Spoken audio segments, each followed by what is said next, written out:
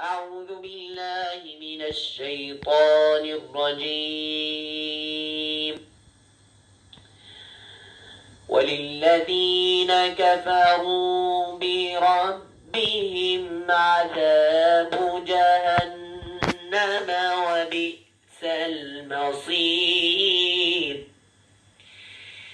إذا ألقوا فيها سمعوا لها شهيقا وهي تفور تكاد تميز من الغيظ كلما ألقي فيها فوج سألهم خزنتها